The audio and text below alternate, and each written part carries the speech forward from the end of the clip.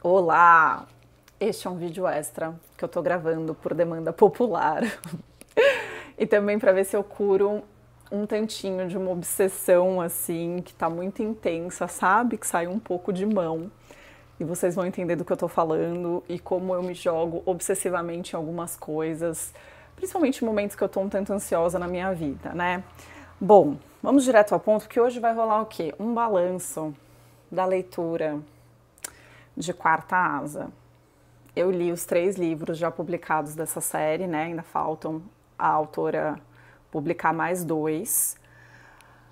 E eu não esperava ficar tão envolvida com esse livro, né? Porque no último vídeo que eu mandei para os apoiadores da newsletter, que é um vídeo que eles receberam e eu só vou liberar daqui um mês para vocês, para todo mundo aqui no YouTube, eu falei das últimas leituras que eu vinha fazendo e de como naquele momento eu tinha lido o primeiro livro de Quarta Asa e estava começando a ler o segundo, mas que ainda não era, assim, era uma leitura que eu ainda estava tentando entender o apelo, né? Porque não era um gênero que eu conhecia. Eu leio muita fantasia, né? Eu gosto muito de fantasia, mas esse rolê de fantasia com romance, essa nova leva, né?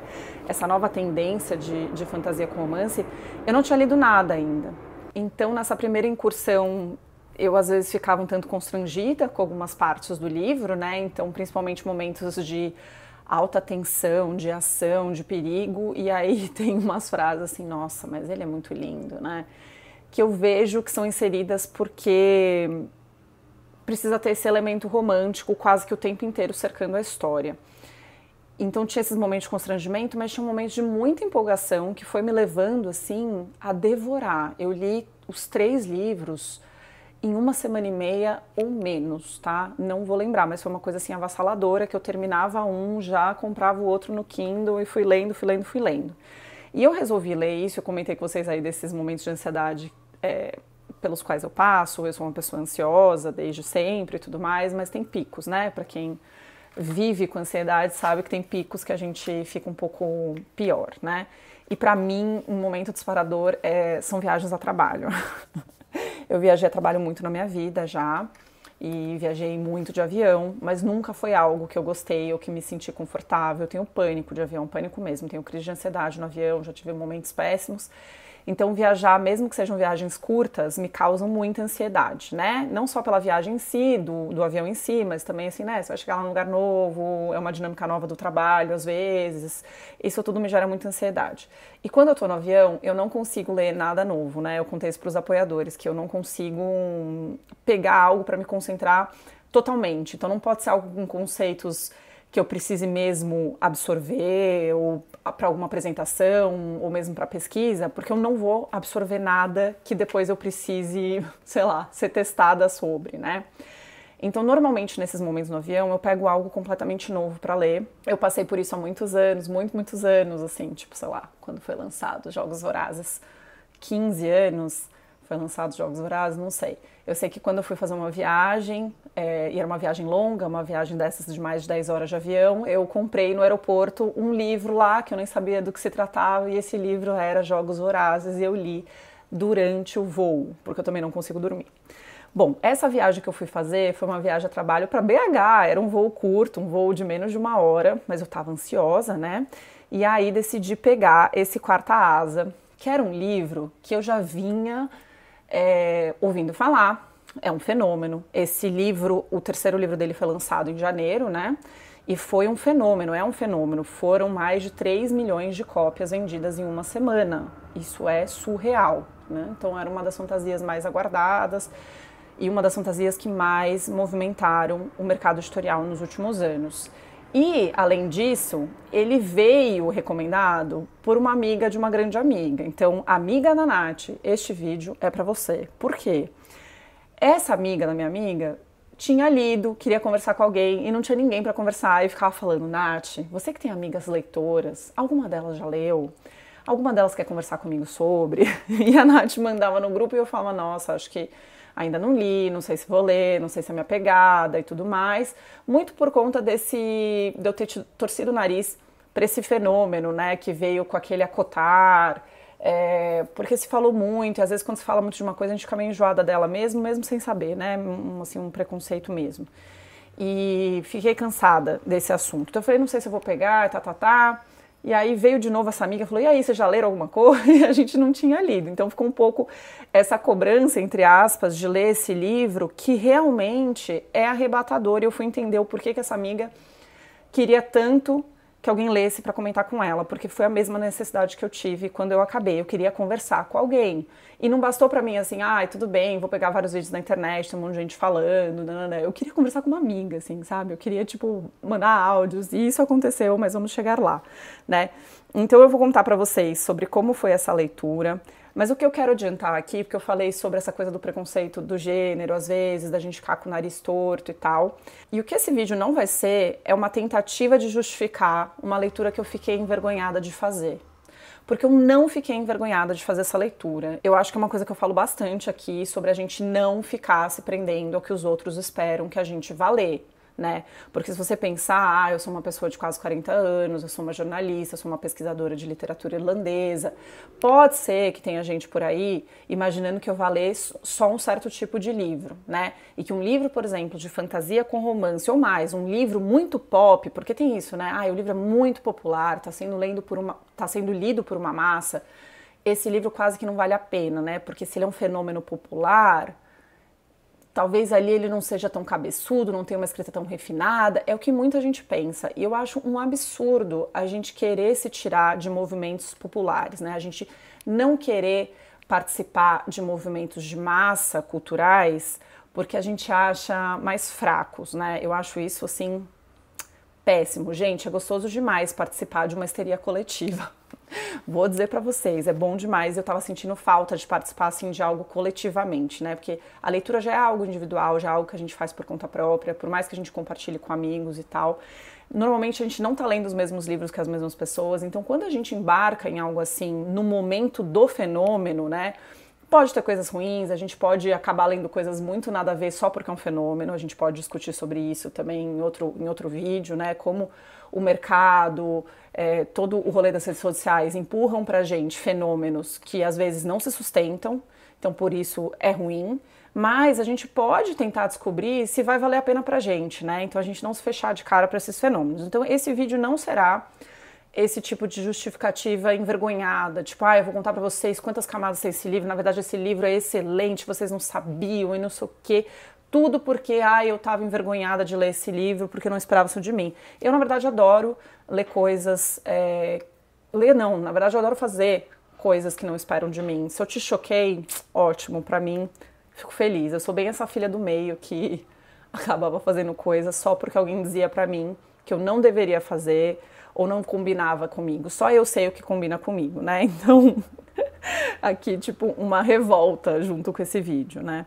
Porque eu acho que quando a gente entra nessa questão do que é digno ou não de ser lido por determinada pessoa, ou putz, não esperava isso de você, a gente acaba entrando naquele papo do que é literatura, do que é alta literatura, o que é literatura de entretenimento, o que são romances literários, né? Porque tem essas duas categorias que a gente hoje vê principalmente em prêmios. Não sei se vocês acabaram de acompanhar a lista do Jabuti. O Jabuti é um desses que tem, romance de entretenimento e romance literário. Eu entendo qual é o corte, assim, mas não é algo que me agrada, essa separação, porque eu acho que livros que nos empolgam e livros que são livros de pura diversão, ou livros de pura obsessão da história, livros de mistério, livros de romance mesmo, por que eles não são literários, né? Então esse papo do que é literatura, na verdade ele nunca está pacificado, não existe uma resposta certa, o que é literatura, o que não é. A gente viu que teve essas discussões na Folha de São Paulo, as discussões com a Aurora Bernardini falando da Annie Ernaux, do Edouard Louis, eles não são literatura, porque eles são só a narração do que se passou com eles sem um trabalho literário, sem a forma, né? Se discute muito a forma, mas isso é sempre tão subjetivo, é tão sempre etéreo, sabe? Eu sinto que a gente nunca consegue pegar exatamente no conceito literatura e falar isto é literatura e isto não é literatura. Então, quando começam a tentar com muita certeza delimitar o que é literatura, o que não é literatura, o que é só romance de entretenimento, como se fosse um pouco menor, né, por ser romance de entretenimento, isso são coisas que me dão, uma preguiça, assim, eu acho um papo chatíssimo, eu acho que a gente só tem que ler. Porque no fundo o que eu penso é que eu não leio literatura entre aspas, né? Assim, eu não tô preocupada, eu vou começar a ler algo que é literatura. Eu acho que a leitura ela é algo muito mais orgânico, então eu gosto de ler histórias, eu gosto de ler pesquisas, eu gosto de ler investigações sobre um assunto, reflexões, né? Eu não tô lendo literatura, porque eu tô lendo basicamente na minha vida, sempre, para me distrair. Às vezes para me distrair do mundo, né? Às vezes porque eu quero ler uma história arrebatadora, às vezes porque eu quero aprender alguma coisa. Então, assim, é sempre um motivo muito mais simples que me leva para o livro do que ficar pensando se ele é digno ou não, né? É claro que a gente tem essas muitas opções e algumas são muito boas e algumas são muito ruins em todos os gêneros, né? Em todos os gêneros. Tem coisas mais bem-sucedidas e coisas menos bem-sucedidas e tem coisas que a gente se empolga muito, mas também vê defeitos nelas, né? Poderia ter sido melhor executado dessa forma, acho que tem muitas coisas assim. O próprio livro da Sally Rooney, Intermezzo, que eu adoro essa autora, fiquei super empolgada para ler o livro dela, mas eu não achei um livro tão bem sucedido, né? Eu terminei de ler muito empolgada, mas foram passando os dias e eu fui pensando, nossa, ela podia ter estruturado aqui de uma maneira melhor, né? E aí eu não ouço ninguém se mostrando envergonhado de ter lido Sally Rooney, por exemplo, ou lido um livro de um grande autor homem aí, badalado, e que foi uma bosta, entendeu? Então, assim, você vê como tem dois pesos, duas medidas nas coisas, né? E as pessoas se sentem muito mais chanceladas a falar mal de determinados gêneros do que outros. E eu acho que aí tem uma questão que eu acho importante a gente levantar. Por que você tem tanto preconceito com fantasias com romance? Eu acho que o ponto 1 é uma diminuição geral do gênero fantasia, isso historicamente acontece, né? Quando a gente está nesses círculos que falam de literatura, a fantasia é um patinho feio, como se ela fosse algo quase que para crianças ou para quem ainda não atingiu uma maturidade literária. Isso é bizarro, isso é balela, isso não tem nada a ver, isso é uma questão de gosto, né? Também tem uma diminuição de histórias de amor, conquista e sedução, como se esses temas não fossem dignos da alta literatura, e aí eu me pego pensando, mas o amor não é o grande tema da literatura, não é a grande questão da nossa vida, sabe? Os relacionamentos amorosos, seja entre parceiros, né, um casal, ou entre amigos, ou entre família. O amor é a nossa grande questão e, na verdade, ele perpassa toda a literatura, mas a depender do jeito que você fala sobre esse amor, então por isso que eu tô trazendo a questão da conquista, da sedução, do sexo, aí não é literatura de verdade, né? Então, assim, bobeira também. E aí o outro e último ponto que eu acho que é fundamental para entender esse nariz torto diante desse fenômeno, né, de fantasia com romance, é que ele é basicamente fruto do trabalho de escritoras mulheres, né? Então, vai colocando esse tipo de livro numa caixinha do quê? Livro de mulher. Livro de mulherzinha. Temas que interessam a mulher. Aí é a maior bobeira de todas, né, gente? Enfim, a gente sabe que muitos homens não leem mulheres, a maioria dos homens não lê mulheres, né? Muitas mulheres também não liam mulheres, mas a gente está num fenômeno muito bom, muito positivo nos últimos anos desses movimentos de Leia Mais Mulheres, né? Inclusive o projeto Leia Mulheres foi nomeado ali, né? Foi listado ali no Jabuti como os semifinalistas de fomento à leitura. Eu achei isso maravilhoso. Eu mesma, quando pego a minha tabelinha, eu acho que antes, assim, de 2017, eu basicamente só lia homens, né? E aí depois, quando me atentei a isso e comecei a entender por que eu não procurava mulheres, será que não tinham mulheres sendo publicadas, o que estava faltando ali, eu comecei a ler muito mais mulheres e fui vendo que o quê? Parecia que só os homens ganhavam a chancela de livros a serem lidos, né? Eles são a maioria em listas de livros clássicos, né? Eles eram a maioria na publicação e hoje isso está mudando. Então, eu acho que são todos esses fatores que contribuem com esse pensamento torto sobre o romance de fantasia. Essa defesa que eu estou fazendo aqui significa que eu vou mergulhar nesses livros agora de uma vez e virar toda a minha vida? Muito provavelmente não, porque eu sou uma pessoa que gosta de ler ecleticamente, né? Então eu me interesso por muitos gêneros, muitos gêneros. E assim, às vezes ler demais a mesma coisa me cansa, porque os mecanismos são parecidos, né? A gente tem técnicas e táticas, estruturas de história e a gente nem sempre inventa a roda, então muitas coisas se repetem. Eu senti muito isso, por exemplo, eu tive uma fase que eu queria ler tudo do Murakami, né? Esse autor japonês. E muito legal as primeiras incursões, porque eu estava muito envolvida, eu estava apaixonada pela escrita dele, pelos mundos que ele cria, pelos personagens que ele cria, uma coisa sempre meio realismo fantástico, de certa forma, né? Tem sempre um elemento sobrenatural ali, que é encarado de maneira normal pelos personagens, e isso foi me prendendo. Só que lá pelo quarto ou quinto livro que eu li na sequência, eu falei, cara, eu vou passar a odiar esse autor, porque eu tô entendendo e pegando os mecanismos. E aí quando eu chego nesse momento que eu paro de ler de forma automática e passo a ler prestando atenção em toda a estrutura, meio que tentando desvendar o que tá me incomodando, eu acho que chega a hora de eu dar um descanso desse tipo de livro, né?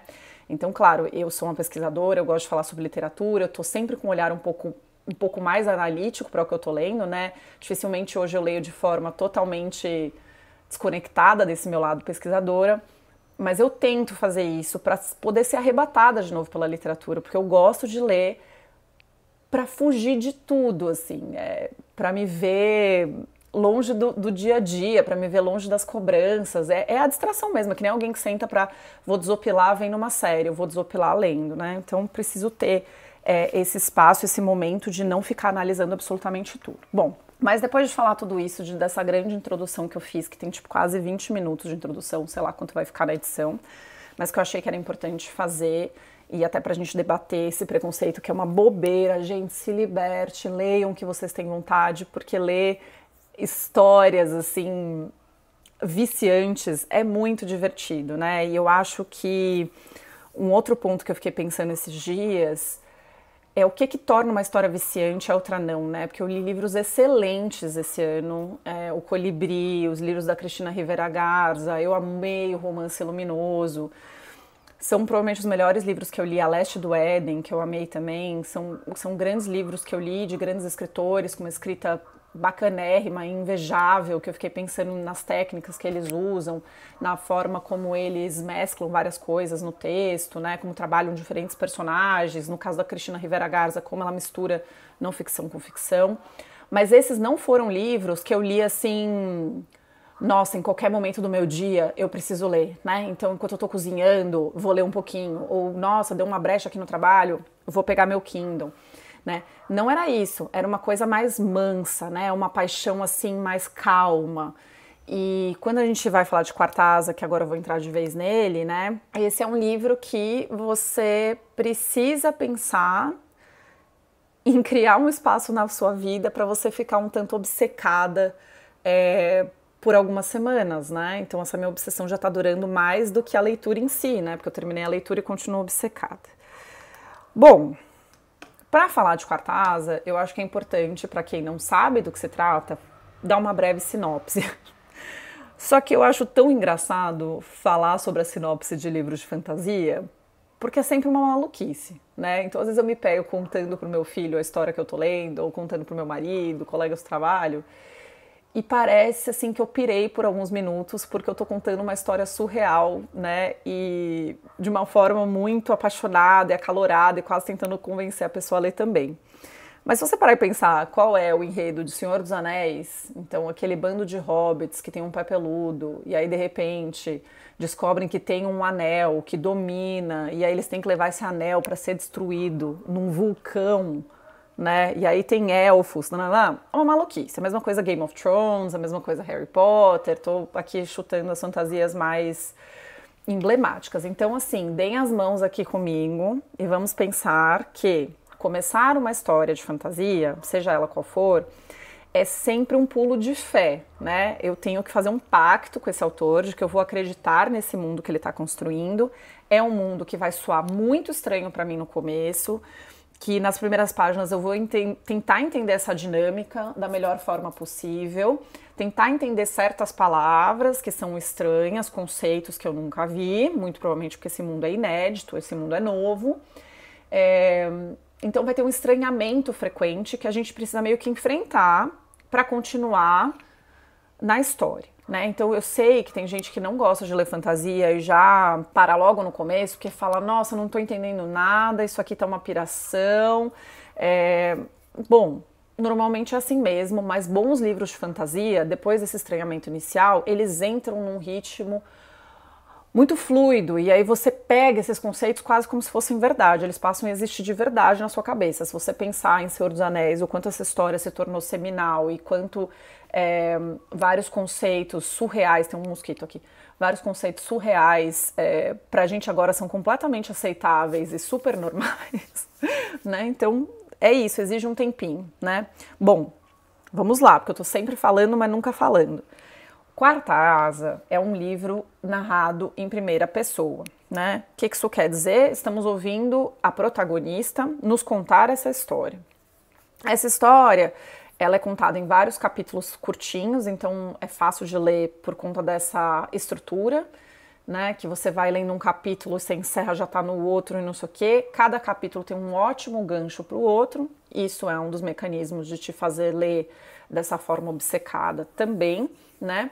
E cada capítulo começa com um trechinho que eles tiram de algum livro importante deste mundo, algum livro canônico, um guia, um livro que conta a história desse lugar, cartas que as pessoas trocam. Então ele vai dando um ar quase que histórico para esse registro, né? Tem até no começo do livro em si uma notinha como se esse livro inteiro fosse a transcrição de uma narração histórica, né, da narração de fatos que aconteceram e depois eles vão ser transcritos para registrar esse momento histórico. Então, assim, o texto a seguir foi fielmente transcrito do navarriano para um idioma moderno por Gesínia Newort, curadora da divisão dos escribas, tarará, tarará, tarará. Todos os eventos escritos são verdadeiros e os nomes foram preservados para honrar a coragem daqueles que caíram.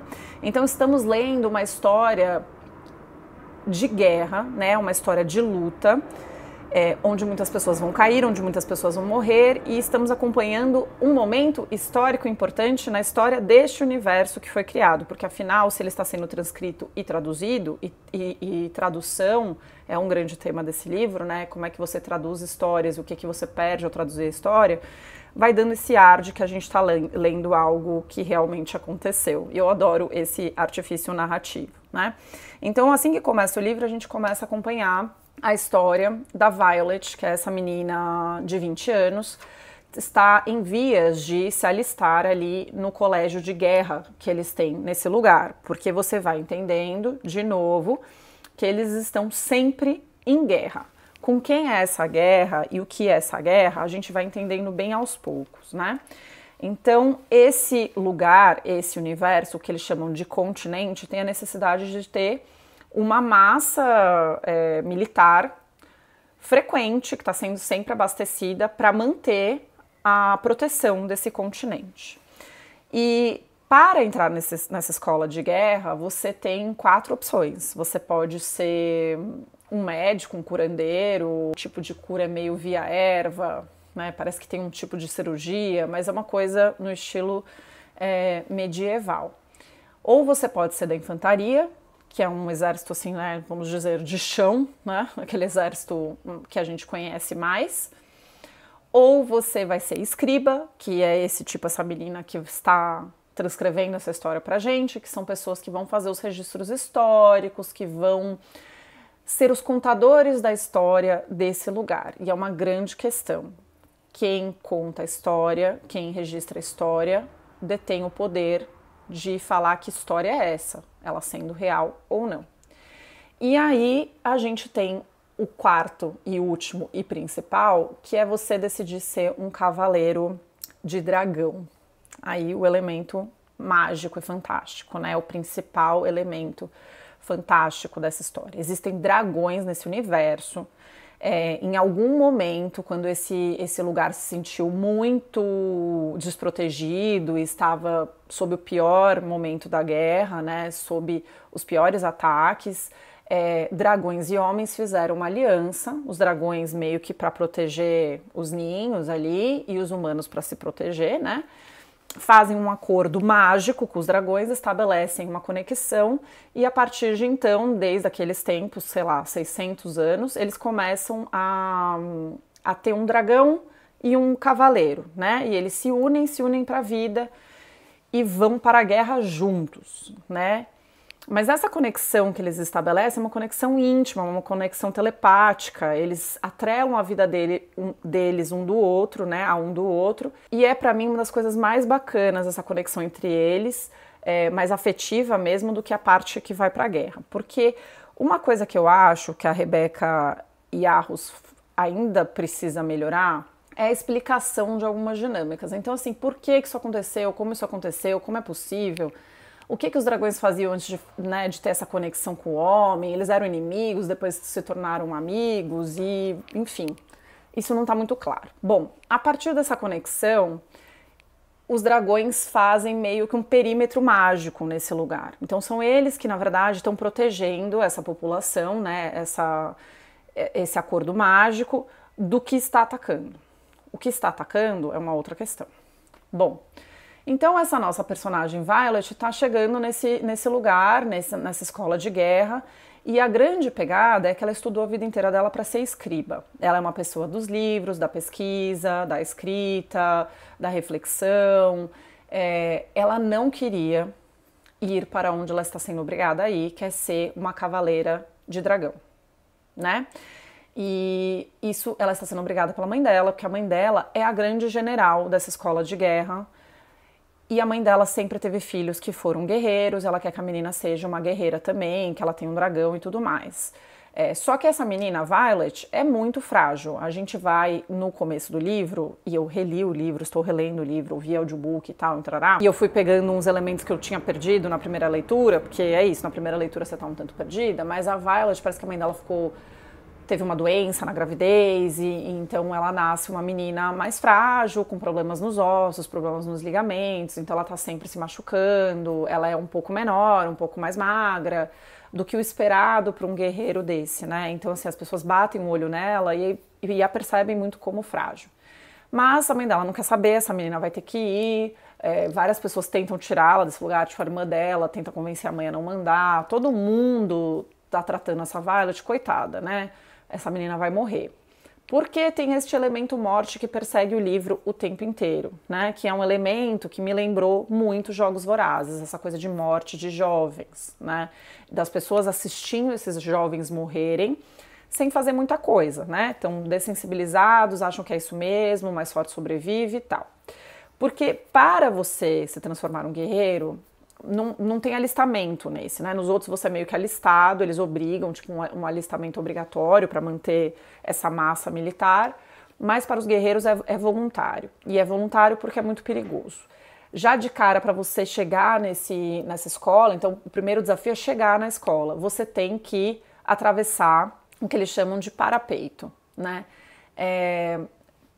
Vou falar para vocês que nesse momento dessa descrição do que é esse parapeito, eu fiquei perdidaça, mesmo na releitura, porque eu acho que as ideias da Rebecca Yarros, né, dessa autora, são muito interessantes, mas às vezes quando ela vai explicar pra gente certos momentos de ação, certos cenários, né, eu não acho que ela é muito boa nisso, porque eu fico muito perdida. Então esse parapeito, na primeira leitura, não sei, em português pra mim, parapeito é uma coisa mais, tipo, eu tô na beirada do prédio, no parapeito do prédio, né, então assim, eu tô a ponto de cair, mas tem uma parede atrás de mim, eu fiquei pensando que parapeito era meio isso, então eu não conseguia vislumbrar exatamente o que ela tava narrando.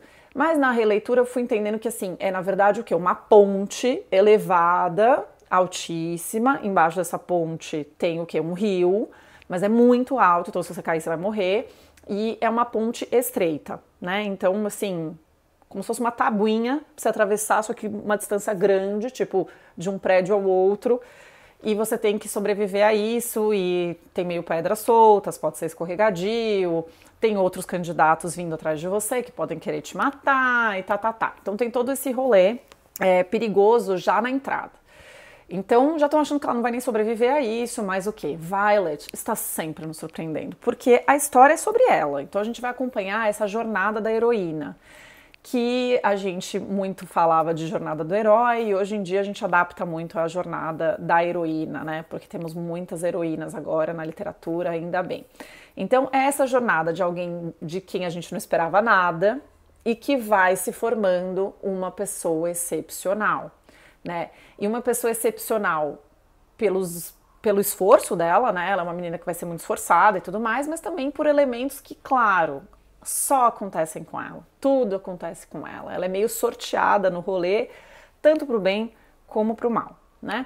Então a gente vai vê-la atravessando esse parapeito, ela chega lá do outro lado e tal. E aí, junto a toda essa questão de morte, essa questão de sobrevivência, nós temos uma questão de disputa política, de disputa de rivais, de rancor, de ódio, de desejo de vingança. Por quê? Porque vamos entendendo que em algum momento dessa luta, dessa guerra civil quase que vai se estabelecendo entre esse continente protegido, as pessoas de fora, né? Em algum momento, uma das províncias desse continente que está protegido decidiu se separar. O porquê que decidiu se separar, também vamos saber mais pra frente, mas eles fazem uma rebelião que não dá certo, eles são chamados de separatistas, e todos os rebeldes, né, os adultos, né, homens e mulheres adultos, são assassinados, são executados, né, assassinados, né, mas enfim, são executados, e os filhos deles são obrigados a ver, então é sempre uma coisa muito cruel, são obrigados a ver os pais sendo assassinados, e não bastando isso, eles recebem uma marca, né, para sempre colocá-los como diferentes, né, na dinâmica, né? Então eles são traidores, eles têm uma marca que é meio que impressa na pele deles a partir de um dragão lá, não sei como isso é feito, né?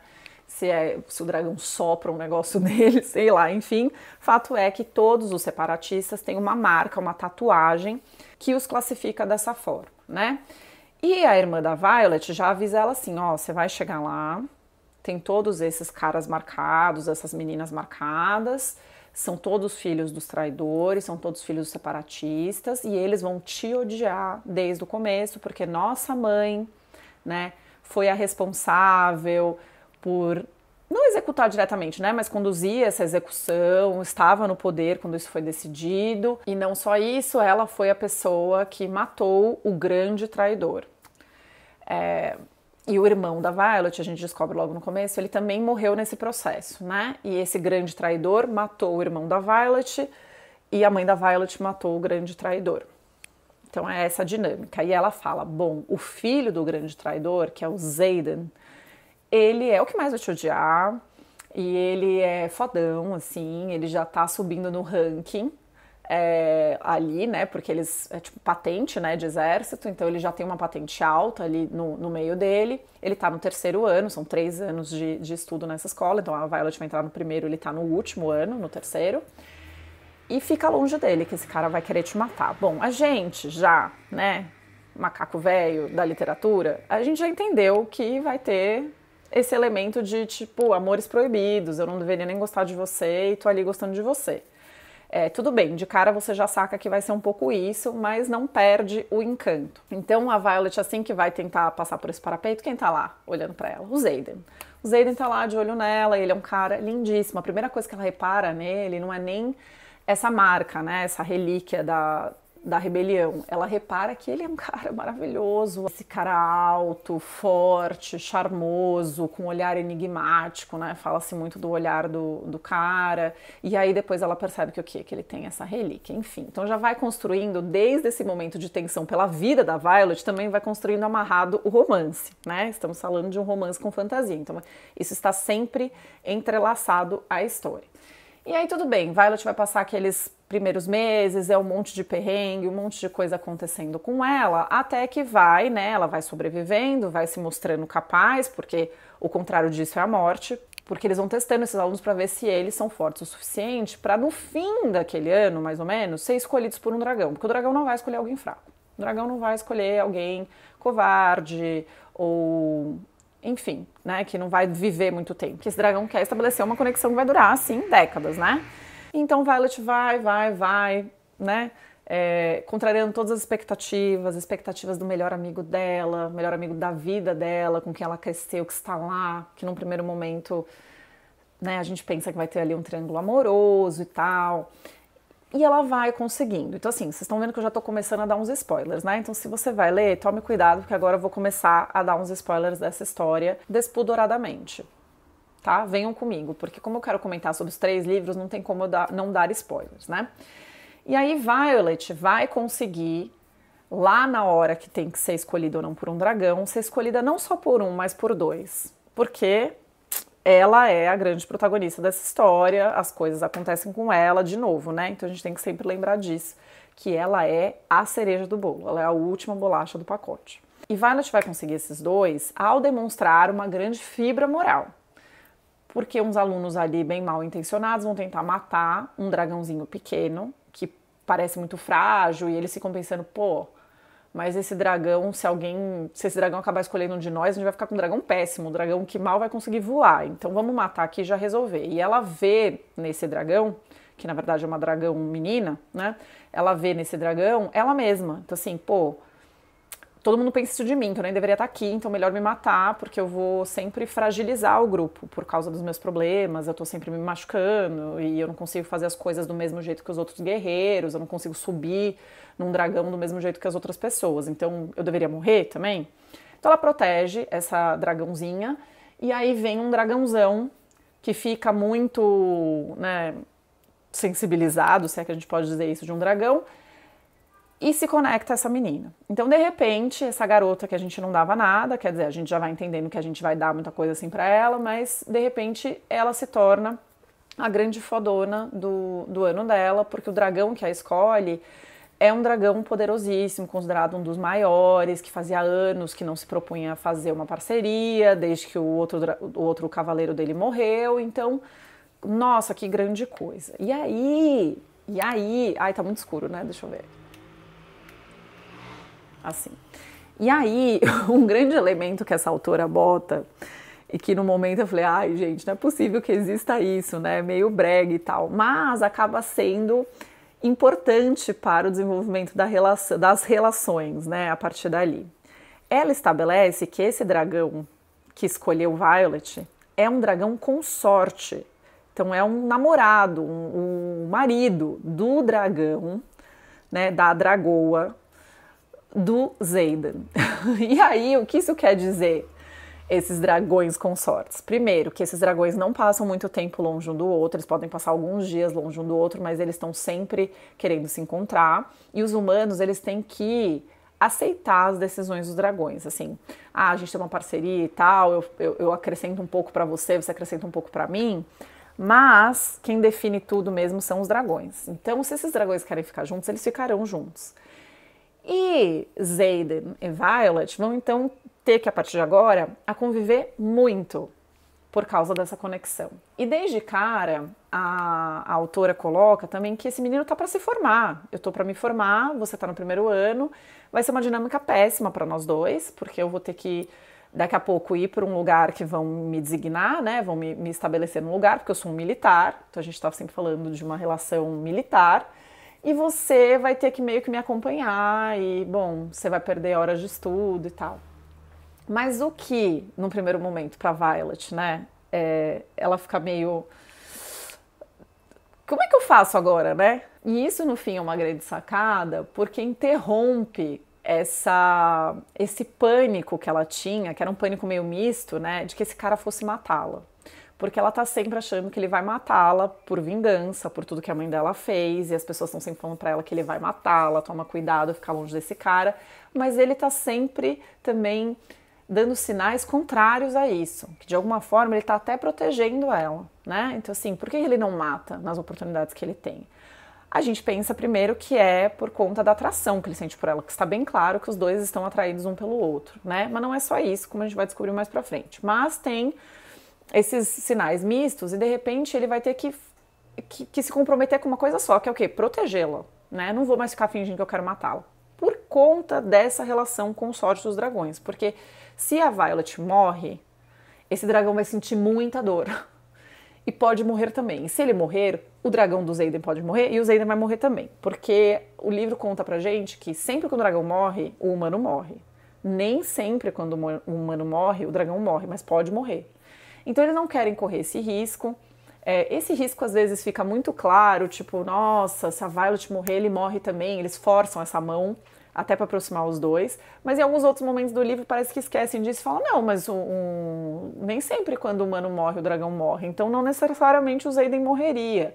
Aí tentam falar, né, é a autora, né, em alguns momentos falam, não, mas é porque o dragão da Violet, ele é muito intenso, então, da outra vez ele quase morreu, então pode ser que ele morra. Então vocês veem que, às vezes, tem um pouco uma falha nessa construção. Mas fato é que é interessante, a gente vai seguindo acompanhando, porque vai ficando eletrizante essa relação entre os dois. Eu acho que é um dos grandes pontos altos assim dessa história, é a forma como constrói essa relação, que é bem hesitante no começo e depois ela fica declarada e descarada, né? Sem joguinhos, que eu acho que é uma coisa interessante, porque eu fui ficando apreensiva se ia ficar sempre nessa dinâmica de morde e assopra.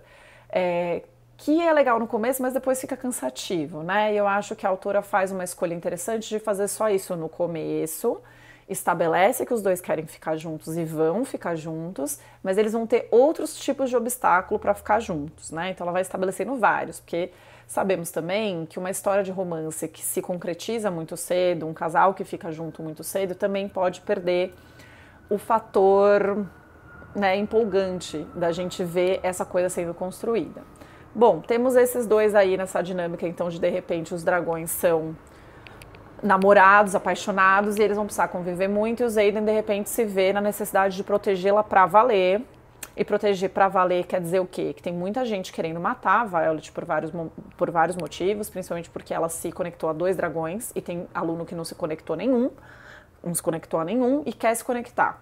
Então ela vai sofrer várias tentativas de assassinato, para que, né, esses alunos aí que estão sem par possam ter um par. Então ele precisa protegê-la de verdade, porque as coisas realmente estão acontecendo, né? Não é só hipoteticamente que ela está no perigo, ela está sempre mesmo sofrendo algum tipo de atentado. E vai botar, né, como ele é de outro ano, ele não consegue acompanhá-la tão de perto, ele vai botar um amigo dele, um grande amigo dele, um menino que foi criado junto com ele depois que os pais morreram, para ficar meio de sombra da Violet. E é uma relação muito bonita, né? Eu acho que essa autora, ela também constrói boas relações de amizade, né? Boas relações de grupo, de galera, de turma. As dinâmicas são sempre interessantes, com momentos de piada, um momento meio quebrando a tensão ali da morte, umas coisas meio... Como chama essa palavra? Esqueci. Meio irônicas, meio... aquelas pontadinhas que a gente dá. Então é muito interessante como, a partir dessas conversas entre amigos, ela vai, às vezes, fazendo perguntas e pontuando certas reações, que são as reações do leitor também, né? Então, às vezes, você está vendo ali a Violet e o Xaden se bicando, e aí tem um amigo que fala, ai, pelo amor de Deus, dá pra vocês resolverem esse negócio logo, não aguento mais, tô cansado disso, sabe? Então, são essas coisas que vão acrescentando um ar muito... um tanto leve, mas meio que orgânico e até realista dentro do que está acontecendo, que não é nada realista, não é uma dinâmica nada realista, mas é realista a construção da amizade, a construção de um relacionamento, os problemas que um relacionamento tem e tudo mais. Então é bem interessante também, assim como a ligação entre ela e os dragões dela, porque são dragões, o dragão mais velho, ele é muito cínico, muito duro e sempre joga a verdade na cara dela, né? Então tem um momento muito bom que aí pós a primeira cena de sexo, porque tem isso, o livro, né? Então, conforme esses personagens vão se envolvendo, vão ter cenas de sexo que eu achei bem interessantes, escritas por uma mulher para mulher, né? São cenas excitantes, realmente, eu achei bem legal. E eu acho que ali ela consegue construir melhor, você consegue visualizar a cena melhor do que as cenas de ação. E aí, depois de uma dessa cena, né, a Violet, ela vai ter que testar o poder dela, porque junto com essa conexão com o dragão, vem o desenvolvimento de um poder único, que é um poder que vem da conexão específica daquele dragão com aquela pessoa. Então esse poder nem sempre se repete nas relações futuras desse dragão. E a Violet demora a desenvolver esse poder e é super uma preocupação, porque se a pessoa não desenvolve esse poder no momento certo, essa pessoa explode, tipo isso. E aí ela vai desenvolver que é o quê? conduzir, controlar raios, né? E aí é um grande poder. Quando ela descobre que tem esse poder, nossa, que poder. Eu, no primeiro momento, pensei, nossa, mas tem tantas opções de poder, tem tantos poderes ali que a gente tá vendo acontecer, que são tão interessantes quanto, do próprio Xaden, que controla as sombras, aí tem gente que controla o fogo, o gelo, e aí você fala... Bom, o raio é o maior de tudo. Por que é o maior de todos, né? Eu tive um certo desconforto nisso no começo, mas depois eu fui entendendo, ela vai tentar justificar esse raio ter uma função muito específica. Mas ela desenvolve isso, né? E ela desenvolve sem controle algum. Os raios acontecem quando ela tá muito, assim, brava ou irritada e ela tá tentando aprender. E aí, no momento que tem essa cena de sexo à primeira, raios e trovões e sombras acontecem, destroem o quarto, sabe? Uma coisa assim avassaladora, meio dá risada, assim, que você fala, mano, imagina a situação. E todo mundo percebe o que está acontecendo, né? Porque quando os dois estão juntos, sai raios, trovões e sombras. E aí, naquele momento, ela consegue emitir o poder dela, mas quando ela quer mesmo, ela não consegue. Então, logo depois dessa cena, ela tem que ir para um campo de treinamento, e aí o professor fala, vai, faça aí. Aí ela fala, não sei. Ele, por quê? Porque tá sempre ligado a uma questão emocional. E ela vai ficando, porque assim, sim. E no caso, ela conseguiu emitir tanto poder quando ela tava transando. Então assim, não dá pra contar isso pro professor. E aí o dragão que fala sempre com ela, né, eles têm uma ligação telepática, então eles estão sempre na mente um do outro, ela vai ter até que aprender a controlar isso e tal. Ele fala assim, deveria trazer o Xaden aqui? Porque aí quem sabe com ele aqui você consegue emitir esse poder. Então assim, são comentários desse que você dá uma risada, assim, você quase engasga, porque é engraçado, né? E é excitante da mesma maneira. Então é muito interessante. Ela vai ter também essa ligação telepática com o Xaden, o que eu acho também muito sensual, assim, muito sexy. Vários momentos que eles estão juntos, seja, né, numa cena de sexo, eles conseguem falar mentalmente, e em outros momentos também. Então vai construindo uma relação entre os dois que, assim, é mais do que uma relação normal, né, de amor, assim, é uma relação de destino quase, porque eles estão destinados a para sempre ter essa relação, eles querendo ou não, por causa dos dragões. Aí a história, para além dessa parte romântica, para além dessa história da jornada da heroína, eu acho que no final do primeiro livro, mais pro final do primeiro livro, a gente começa a ver e ter mais densamente a questão política da construção desse universo, das disputas que existem nesse universo. E isso me agrada muito. Eu gosto muito de ler essas dinâmicas e construções e questões políticas em livros de fantasia e em livros de ficção científica, né? Distopia é uma grande paixão na minha vida, né? Não à toa eu gosto tanto de Jogos Vorazes, 1984, gosto dos livros da Ursula Le Guin, porque esse fator de você pensar em modelos socioeconômicos, sociopolíticos, eles geram debates muito interessantes sobre como a nossa própria sociedade está estruturada, né? E ela vai começar a fazer isso mais fortemente a partir do final do primeiro livro. Bom, como é que ela faz isso? Spoiler de novo, né? A gente vai descobrir que esse universo, que esse continente, que até então a gente vinha, né, eles vinham dizendo pra gente nas aulas, que são um grande recurso narrativo também, esses alunos estão estudando a história do continente deles. E é por meio dessas aulas que o leitor passa a ter o conhecimento desse universo. E o que a gente sabe até então é que o povo que ficou de fora desse círculo mágico dos dragões está sempre irritado e está sempre atacando, né? Então essa é a justificativa. Então o pessoal de fora está atacando, esse pessoal de fora também tem cavaleiros, mas são cavaleiros de um outro tipo de bicho, que são grifos, que é uma mistura de, deixa eu ver se eu não vou errar, de leão com águia, tipo isso, são meio mitológicos, bichos mitológicos. E eles não voam tão bem quanto o dragão, não tem tanta magia quanto o dragão, mas tem algum certo tipo de magia, então esses cavaleiros também são perigosos, e eles são, naquele momento, no começo do livro, a grande ameaça que paira sobre esse continente, e esse continente, esse círculo de proteção mágica, tem sofrido certos abalos. Eles não sabem, os alunos não sabem exatamente que tipo de abalo, por que está falhando essa proteção mágica. No primeiro momento eles acham que é porque os grifos estão atacando, mas é uma outra coisa que está envolvida. E a Violet está sempre falando pra gente de como o pai dela era um escriba e de como ele fazia pesquisas e de como ele falava para ela da importância de manter a tradição, de manter o folclore. E esse folclore, ele aparece, né, na história a partir de um livro que o pai da Violet, né, deixa para ela e que ela lê e relê desde criança e tal, que tem ali figuras fantásticas. Então já estamos num ambiente fantástico e ela está lendo sobre outras figuras mais fantásticas ainda, que soam mais fantásticas ainda, já dentro de um universo fantástico. O que são essas figuras? São figuras do mal, né? São figuras assim do lado negro da força, uma coisa meio Star Wars, né? Lembra muito Star Wars, eu falei agora e assim, é muito isso mesmo. Então é como se pessoas boas, entre aspas, e com algum tipo de acesso à magia, ou mesmo pessoas frustradas que não tiveram acesso à magia ou não conseguiram se conectar com o dragão, decidem então canalizar uma força proibida, que é canalizar a força da terra. Então assim, a Violet e os guerreiros, né, ali, os Cavaleiros do Dragão, eles canalizam a energia a partir do dragão. Se não existe dragão, eles não canalizam energia, não tem energia, magia, não canalizam essa magia. Essas pessoas que foram para o lado negro da força, elas canalizam energia da terra, do solo. E ao fazer isso, elas destroem aquele lugar. Então, como se elas sugassem mesmo tudo aquilo e ali tudo vira deserto, vira tipo ressecado, fica uma coisa sem vida alguma, né?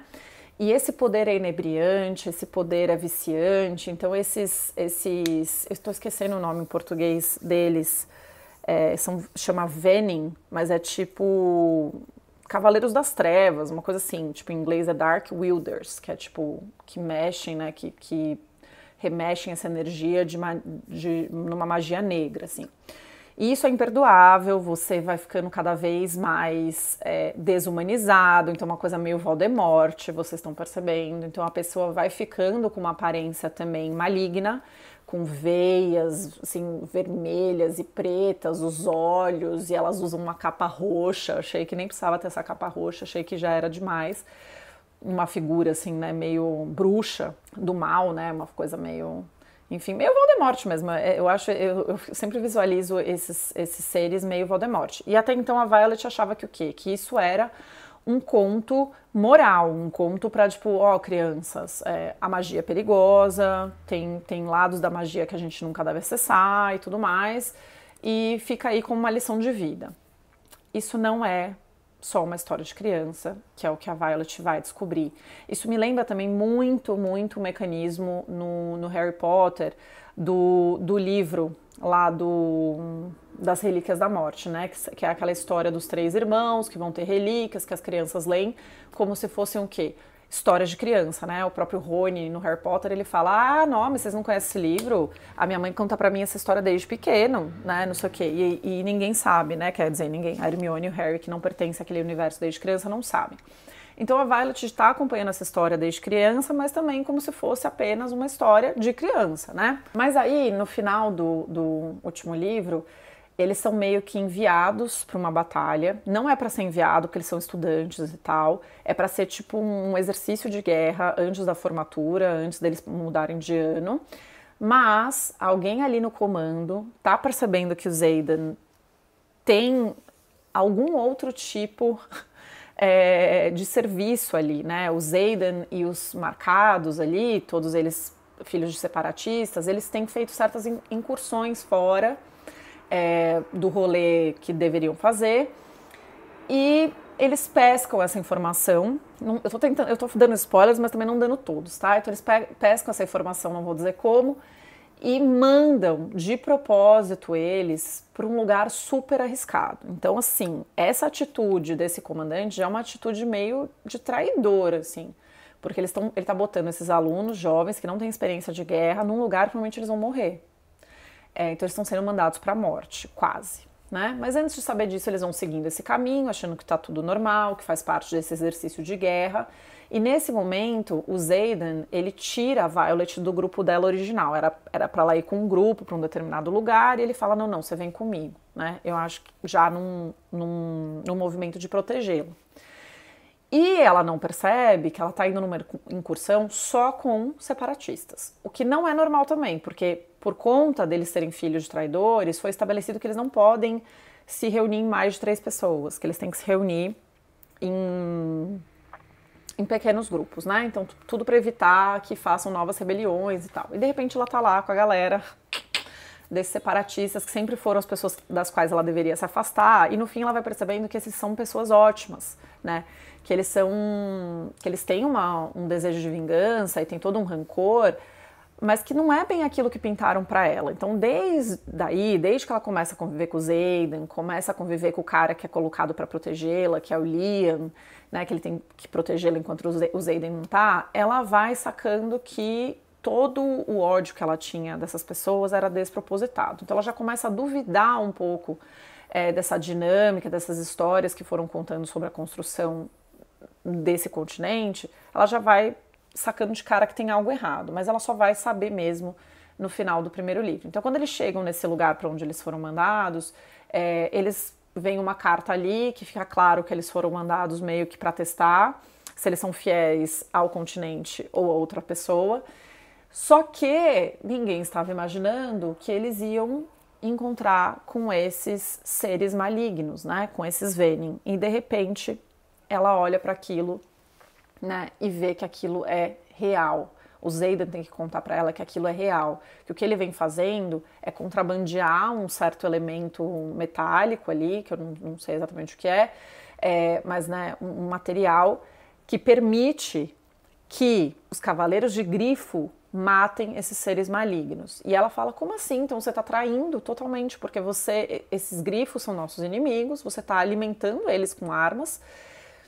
Pra quê? Aí o Xaden conta, pra matar esses seres que não são mentira, não fazem parte de uma história, eles existem e eles estão atacando, são eles que estão atacando o continente, é contra eles que a gente tem a proteção. E ela vai descobrir que tudo isso que ela acreditou desde pequena é uma grande mentira, né?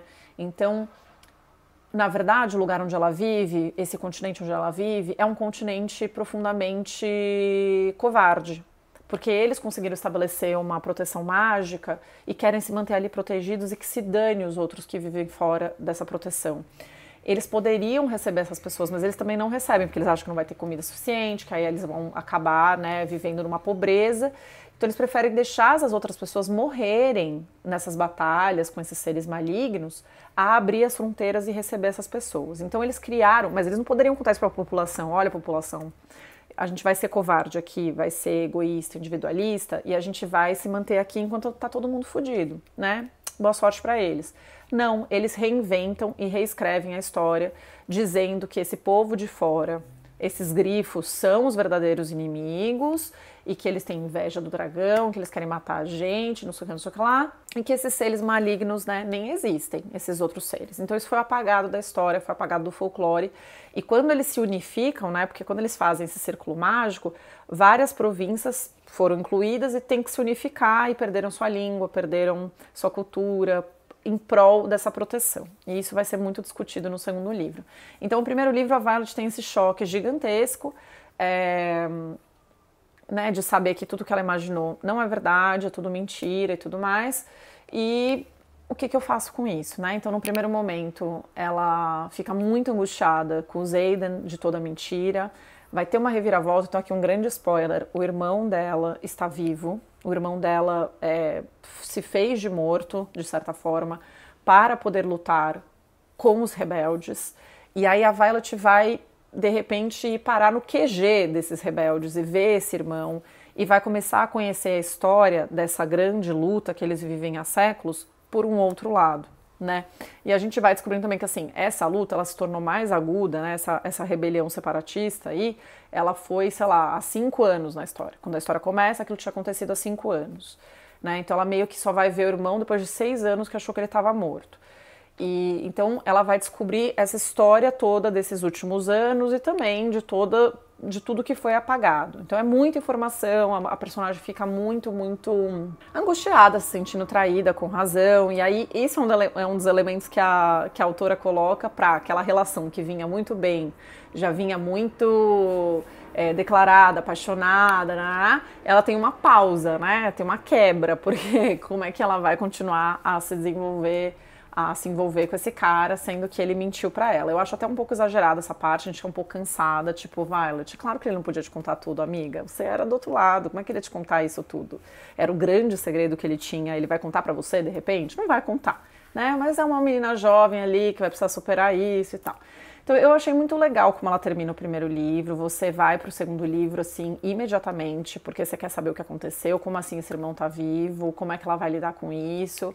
E aí a gente entra num momento no segundo livro também, que aí o Xaden ele vai realmente se formar, vai ter que ir para outro lugar, então a relação entre eles fica mais difícil, porque eu quero muito te ver, mas você tá do outro lado do mundo, os generais ali que são bem mal intencionados começam a botar mais e mais obstáculos para eles se encontrarem, então o segundo livro fica nessa dinâmica. É quando a gente vai conhecer mais sobre a unificação desses lugares, mais sobre o lugar de onde o Xaden vem. Eu achei muito interessante esse artifício de ter um outro local, né, um outro cenário, que é a cidade do Xaden, que teoricamente teria sido destruída depois da rebelião, teria sido totalmente queimada, não teria sobrado nada, e de repente a Violet acorda lá, né, pós essa batalha onde ela descobre tudo, e está sendo reconstruída essa cidade. E a cidade é muito diferente, tudo é muito diferente do Colégio de Guerra. Então, o Colégio de Guerra é um espaço embrutecido, sem cor, sem cultura, né? Ele é simplesmente uma massa de moer gente para se tornar as mais desumanas possíveis, para se tornarem armas, né? E aí, lá nessa cidade do Xaden, ela descobre um outro tipo de possibilidade de vida, né? É um lugar mais colorido, ela fala que tem pinturas. Eles têm toda uma cultura de tecer, né, de tecidos, assim, tem uma questão de runas, outras linguagens, outras coisas, então isso amplia bastante o olhar da personagem e vai dando para o leitor quais são as possibilidades de vida que o continente dela foi calando, né, então assim, se a gente precisa manter uma sociedade militarizada, a gente precisa manter uma sociedade, né, como posso dizer, unificada e massificada e sem distorções e sem possibilidade de criatividade, né? E aí depois você tem o outro lado. E isso vai acontecer o tempo inteiro nessa dinâmica até o terceiro livro, que a gente vai vendo esses personagens olhando para si, para a própria formação, como algo que não precisava necessariamente ter acontecido. No segundo livro eles vão entrar em contato com esses grifos, com esses cavaleiros de grifos, vai ver que eles não são o que eles esperavam, que na verdade eles são até mais poderosos do que eles imaginavam, que eles têm um outro tipo de formação, que não é uma formação onde quase todo mundo morre, porque na escola de guerra deles é super normal morrer. E esse pessoal dos grifos vê aquilo como um matadouro mesmo. Fala, por que vocês fazem isso? Por que é assim? Não precisava ser assim, né? Então é esse choque da Violet e dos amigos dela com isso também. Porque ela vai ter que manter esse segredo dos amigos. Eles vão passar um tempo nesse lugar, mas voltam para a escola de guerra. Como se nada tivesse acontecido, porque ainda não é o momento de contar e tá. E aí depois os amigos vão saber, e aí vai ter um rompimento, assim, derradeiro, porque a Violet vai ser torturada, e é o momento que eles vão meio que jogar a verdade do que vinha acontecendo na cara de toda aquela sociedade, e eles vão se mudar lá para a cidade do Xaden por um tempo, e depois voltam. Esse vai e volta não me agrada muito, porque eu penso assim, já foi, a guerra já aconteceu o corte, mas aí sempre parece que eles têm que voltar para essa escola de guerra, né? É uma dinâmica que eu acho que tenta emular um pouco Harry Potter, que tem que apesar de tudo que está acontecendo naquele mundo, as crianças sempre voltam num determinado momento para a escola, aprendem naquele ano e vão viver as aventuras meio que no meio tempo, né? Então tem um pouco essa dinâmica que não me agrada super. Eu também fiquei pensando, bom, eles já estão na guerra mesmo, esses alunos já estão, porque a Violet vai participar de várias batalhas, de vários enfrentamentos, ela e os amigos dela, mas eles são, ao mesmo tempo, colocados na figura de jovens inexperientes. Então, eles estão lá fazendo, mas depois, não, mas eles não podem ir pra guerra. Eles já foram pra guerra, isso aqui já foi, isso aqui já deslanchou, né? Então tem esse estranhamento desse vai e vem, mas as interações ali na escola também são legais, são interessantes, então assim, não incomoda muito, mas eu fico pensando qual a chance, né, de num momento agudo de guerra como esse, você ter 300 pessoas estudando e só estudando. Eles iam botar todo mundo naquela massa de moer gente, naquela massa de guerra mesmo. E aí o segundo livro, ele acaba de um jeito, de novo, eles estão lá tentando, é a grande batalha, eles estão quase perdendo essa batalha contra esses seres malignos aí, eles estão quase entrando na escola de guerra, e aí vai ser um momento muito crítico, que ou você toma uma medida drástica ou todos vamos morrer. E aí qual é a medida drástica que acontece? O Xaden canaliza a energia da Terra, então ele faz aquilo proibido e ele meio que se torna esse ser maligno, mas ele não se torna totalmente. Muito por conta da justificativa dele ter sido proteger o restante. E aí, quando ele faz isso, ele consegue ganhar a batalha. E aí a Violet, nossa, que legal, ganhamos a batalha, porque nesse momento eles estão cada um num ponto diferente da guerra. E aí ela, quando vai encontrar com ele tá constrangido, não quer olhar pra ela. Quando ele olha, ele tá com esse olho meio com umas marcas vermelhas, que é a grande marca de ter virado pro lado negro da força. E aí o terceiro livro, ele é todo focado nesse embate, porque agora nós temos o mal dentro do grupo do bem, né? E é um mal relutante ainda. Então o Xaden, ele não vira totalmente, ele tá sempre tentando não fazer isso, e quando ele faz, quando ele não resiste, é sempre ainda para defender os amigos, a população dele, a cidade dele e tal. Então assim, ele não está fazendo pelo poder em si, né? Não está fazendo pelo apelo dessa energia maligna, ele está fazendo para proteger, mas ainda assim é muito difícil, porque a Violet precisa esconder essa informação, só poucos ali sabem, poucos que protegem o Xaden, e fica todo esse embate de tipo, agora não é só que eu estou lutando com eles, eu tenho alguém aqui, né, que pode a qualquer momento virar um maluco e me matar. E aí é mais um elemento que a Rebecca inclui na história romântica desses dois, de que eles não podem ter o romance por completo, porque o Xaden não pode perder o controle, e perder o controle, por exemplo, significa quase que matá-la, né, ou puxar a energia dela também, nesse sentido. E qual é o momento onde ele perde muito controle? No sexo. Todas as vezes que eles transaram, todas as vezes que os dois estiveram juntos, esse é um tema muito falado, né, desde o primeiro livro. Então, tipo, eu amo perder o controle com você, ou só com você eu perco o controle. E ela fala, eu adoro quando você perde o controle. E aí, de repente, ele não pode mais perder o controle. Então é um momento de grande tensão, né, de grande tensão sexual, inclusive, ao longo do livro inteiro, porque isso já não é mais possível, né? Os dois já não podem mais ficar dessa forma tão assim, como chama? Espontânea juntos, né? É quase que uma coisa que precisa ser planejada, precisa ser pensada sobre, porque pode ser desastroso o desfecho. Então é bem interessante, a gente vai conhecer nesse livro também, nesse terceiro, vários outros lugares, vários outros elementos, várias outras civilizações. De novo, sempre o embate entre o que o nosso continente se tornou e o que poderia ter se tornado. Às vezes eles encontram bons exemplos, às vezes exemplos horríveis, e a gente vai se encaminhando para uma grande batalha ali. E o terceiro termina de um jeito assim que quando termina, você tá na última página, você fala, meu Deus do céu, não acredito que ela fez isso com a gente, que ela termina dessa forma, e não tem outro livro publicado ainda. Mas apesar de ter ficado completamente sem chão com o fim, eu gostei, eu só tenho a agradecer pela experiência, porque eu realmente, como vocês viram ao longo de todo esse relato, que eu dei um relato super empolgada, é um livro que te empolga, do começo até o fim, né? Do começo até o fim disso que foi publicado, e aí eu tô empolgadíssima também para o que vai vir. E aí tem mil teorias na internet, a gente acompanha essas teorias, e são umas que fazem muito sentido e outras muito amalucadas. Eu fico nessa releitura que eu tô fazendo, então eu tô relendo em inglês agora todinho, e às vezes ouvindo audiobook e tudo mais, pegando essas pistas, né? Porque eu acho que ela, a autora, não me parece que ela tenha pensado em tudo antes de começar a escrever, né? Então eu acho que algumas coisas estão sendo elaboradas, né? Algumas escolhas são feitas a partir do momento que ela está escrevendo os livros. Então nem sempre algumas soluções que ela dá encaixam perfeitamente com o que você estava lendo no livro em algum momento, né? Então, algumas coisas sim, algumas coisas tipo, nossa, ela sinalizou isso lá no terceiro livro, aqui no primeiro isso já aparecia de alguma forma, isso é legal, isso é satisfatório, porque você fala, ai, que bom, né, tem um planejamento, eu tô confiando nesse pacto com a autora de que ela tá me contando uma história que tem pé e cabeça e que se sustenta, mas tem outros momentos que fica meio assim, só se eu der uma forçadinha nesse encaixe aqui para realmente se encaixar. Mas ainda assim, ela vai te levando para pontos que eu não imaginava. Então, as escolhas que ela faz de o que mais vai acontecer, o que pode vir a acontecer, são bem legais, né? Ela dá possibilidades realmente interessantes. Então, vou falar que nenhum dos caminhos que ela seguiu eu achei muito óbvios, né? Claro que no primeiro vai se desenhando essa questão política, que não é totalmente revelada, você vai vendo que esses separatistas não são bem o que eram, então você já vai sacando que eles não fizeram algo de tão ruim. Mas o que é exatamente esse algo, a gente só vai saber quando chega, né? Então você não consegue prever.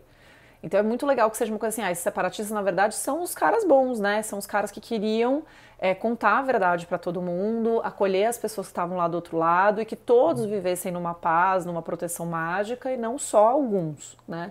Esse era o motivo da separação. Então ela está com o cara certo. Ela está com um cara que não é um ser maligno, mas aí ele se torna um ser maligno pela vontade de fazer o bem, né? Então assim, por todo o poder que ele tem e por todos os traumas que ele tem, na hora do vamos ver, ele acaba pendendo. Parece que ele está sempre sendo puxado, está sempre a perigo, né, de cair dessa beira do lado maligno. E aí acontece. E aí como essa personagem vai encarar isso? E essa protagonista, ela meio que quer salvá-lo. Mas existe salvação? Eu começo a achar que talvez não exista, que talvez a gente vai terminar o 5º livro, quando for escrito, completamente arrasados. Mas assim, eu não sei te dizer. Eu não sei te dizer se é esse o caminho que vai seguir. E isso é muito interessante. Então, como é bom, de novo, fazer parte de algo assim coletivo, de que está todo mundo empolgado, que está todo mundo tentando entender, está todo mundo criando teorias. Isso é muito excitante, me lembra muito as leituras que eu fazia quando adolescente, de que eu devorava aquilo, queria falar com as pessoas e queria debater. Aconteceu isso muito com Harry Potter. Comigo aconteceu também, de certa forma, com Game of Thrones. Mas, assim, Game of Thrones, pra mim, foi uma grande decepção na minha vida. Porque eu li os 5 livros e o cara nunca mais lançou, né, o 6º e o 7º. E provavelmente acho que nunca mais vai lançar. Até porque no 5º livro, o 5º livro você vai lendo e vai falando, gente, esse cara se perdeu. Esse cara se perdeu no rolê, porque ele abre várias pontas pra história e você não consegue imaginar como ele vai fechar. Até agora eu não tive essa sensação com Quarta Asa. Eu achei que no 3º livro as pontas que ela abre são muito possíveis de se fechar e são muito, na verdade, orgânicas com a história. A história vai levando até a isso, né? Então, assim, natural, em algum momento ela vai ter que pensar nesse desfecho. Game of Thrones foi o oposto disso, péssimo. A série, então, não vou nem comentar as últimas temporadas, que aquilo me causou até gastrite. Eu prometi que nunca mais vou ver nada desse cara. Mas, enfim, muito legal. Se você quer ler algo que vai te deixar completamente viciado, completamente enlouquecido, leia Quarta Asa. Eu achei muito, muito legal. Tem esses probleminhas que eu falei, algumas coisas que eu acho que não ficam tão bem explicadas da construção de mundo, da construção de dinâmica entre dragão e humano. Tem o problema de cenas de ação de eu às vezes me perder no que está acontecendo. Eu acho que isso é um ponto importante, eu acho que é um ponto que precisava ser melhor trabalhado na escrita dela, porque é uma coisa frenética, claro, é uma batalha, mas eu já li muita coisa de batalha e não me perdi. Então, assim, é preciso um pouco trabalhar nisso. Eu achei que, na verdade, tinha sido eu numa leitura apressada, mas na releitura eu também estou percebendo isso. Mas nada que prejudique a experiência geral. É bem legal. Eu obriguei praticamente amigas a lerem, então a Canucha, minha grande amiga, começou a ler e a gente tá sempre trocando áudios, trocando mensagens. A Sara, do Literalmente Sara, tá lendo, outras pessoas que me mandam no Instagram que estão lendo. É legal, gente. Não é só porque a gente é adulta e tudo mais que a gente não pode ter esses momentos assim de arrebatamento mesmo, né? De vício que a gente vê adolescentes tendo. Eu não acho que é um desejo de voltar a viver essa outra fase da vida. Muita gente fala isso, né? A gente se encantou com aquele lá, o verão que mudou minha vida, todo mundo voltou a ser adolescente. Acho que todo mundo voltou a ser adolescente, mas não no sentido que, eu quero voltar para aquela época. Eu quero continuar a poder ter sensações e continuar a poder ser uma pessoa empolgada com a vida, empolgada com as coisas que eu tô fazendo, ainda adulta, porque parece que a gente pensa assim, agora que a gente é madura, tem que segurar um pouco, né? Segurar um pouco o rolê, não pode se mostrar assim tão eufórica com as coisas, né? Quase como se a gente se tornasse uma pessoa blasé diante das coisas do mundo, de tudo do mundo, né? Tem que encarar tudo com muita olha, a carreira, os romances e tudo. Não, a gente pode ficar meio enlouquecida mesmo, a gente pode manter esse sentimento um pouco, né, de intensidade da adolescência por todo o restante da vida. Então eu acho que vale muito a pena, eu gostei muito, eu não vejo a hora de lançar os próximos, eu vou ler imediatamente assim que lançar. É isso, acho que era esse o vídeo que eu queria fazer, tinha muita coisa que eu queria falar, nem sei se eu falei tudo sobre esse livro que eu acho interessante, acho que vou ter que falar dele muito, muito, muito tempo com as minhas amigas. Enfim, eu gosto dessas histórias cheias de detalhezinhos, cheios de tipo, você tem que pegar os elementos para depois entender o que ela pode fazer com os elementos, quais foram as dicas que essa autora te deu, de que isso poderia acontecer, né? Então fica quase como uma caça aos ovos, sabe? Essa coisa de tipo, será que aqui tinha esse elemento? Que é uma coisa que eu tô fazendo na releitura. Então, assim, que feito que é de uma autora ser esse fenômeno mundial, ser lida nessa velocidade, ser devorada, né, os livros serem devorados e você terminar e ainda não ser o suficiente, você querer reler, você querer ouvir o audiobook, você querer conversar. Isso são histórias que empolgam, né? Não é fácil fazer história que empolga. A gente pode falar, mas a escrita não é tão refinada. É uma escrita sem obstáculos, é uma escrita como se fosse uma conversa com amigas, é uma escrita como se você estivesse contando essa história em voz alta. É uma escrita simples. Escrita simples é um problema? Eu não acho um problema. Eu acho, às vezes, mais difícil do que escrita rebuscada, né? Então, assim, ela não está prezando ali pela forma da escrita e mais pela história que ela está contando. E isso é uma escolha hiper válida. E ela tem o efeito que ela quer, que é o quê? Uma história realmente viciante. Viciante. E eu tava conversando muito com meu marido aqui, até com meu filho, que a gente ficou brincando que a gente queria criar uma história. Como é difícil criar uma história assim. Como é difícil criar elementos que você vai sustentar do começo ao fim. Como é difícil criar um universo, criar personagens que parecem mesmo habitar esse universo, né? Como é difícil não ter buracos e falhas nessa história que você está construindo. É dificílimo. Então é um feito incrível que a gente tem que admirar. Você pode não gostar, né? Tem gente que não vai querer ler, que não é do agrado, tudo bem, gosto é gosto. Mas a gente não precisa diminuir as coisas das quais a gente não tem interesse genuíno, não tem interesse por preconceito, enfim, preconceito é seu, você faz o que quiser, mas não precisa diminuir o do outro, sabe? Que é uma coisa que eu bato muito nessa tecla, porque eu acho uma bobagem, eu acho que só afasta as pessoas da leitura e não é isso que a gente quer. Bom, eu vou parar de falar, porque eu já falei muito, sei lá quanto tempo vai ter esse vídeo, tipo 2 horas de vídeo. Mas é o tamanho da empolgação. É isso, gente. Um beijo enorme e até a próxima.